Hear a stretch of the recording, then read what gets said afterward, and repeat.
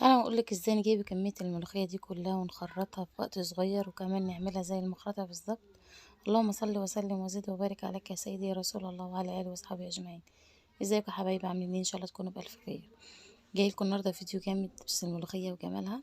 عايزة قبل ما نبدأ كده تعملوا لي لايك واشتراك، وحطوا لي لايك يا جماعة الملوخية الجميلة دي يا بنات. يلا نسمي الله كده ونصلي على الرسول ونقول معانا إيه. شايف العرق بتاع الملوخية وجمالها. معايا كمية ملوخية اللهم بارك كده ما شاء الله عليها، كمية كبيرة جدا. الملوخية دي كنت جايباها 3 كيلو ب10 جنيه. طبعا زي ما انتوا شايفينها خضرة وجميلة كده. الملوخية رخيصة جدا يا بنات في السوق، نجيبها ونخزن منها عشان في العيد لو احتاجنا منها نعمل. طبعا احنا كلنا بنحب نعمل ملوخية في العيد الكبير. نعمل منها يعني وكده. كل سنة وانتم طيبين بمناسبة العيد الكبير ان شاء الله. بقطع الكمية زي ما انتوا شايفين كده، بغسلها واركنها تتصفى، وباعملها في الكبة زي ما انتوا شايفين كده. بتبقى طالعة معايا زي المخرطة بالضبط. بصي جمالها. بتخرطيها ازاي في الكبة يا ام نور؟ بتمشي ازاي؟ بحطها في الكبة وبنزل عليها بكبشة ملوخية. بص الملوخية كده، بتحطي الكمية اللي انت عايزاها، وادي كبشة ملوخية حطيتها. كبشة شوربة معلش.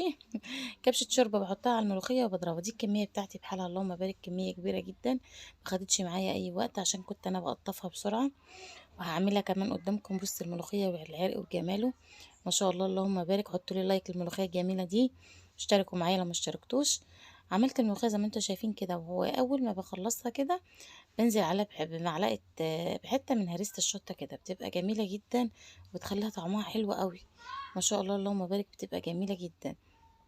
ايه هريسة الشطة انا قلت لكم عليها. هعمل التومة بتاعتها وهنزل واقول لك بقى السر اللي بيخلي الملوخية معاكي تمط والعرق بتاعها قوي جدا. بس ما تبخليش في التومة، حط حتة محترمة كده.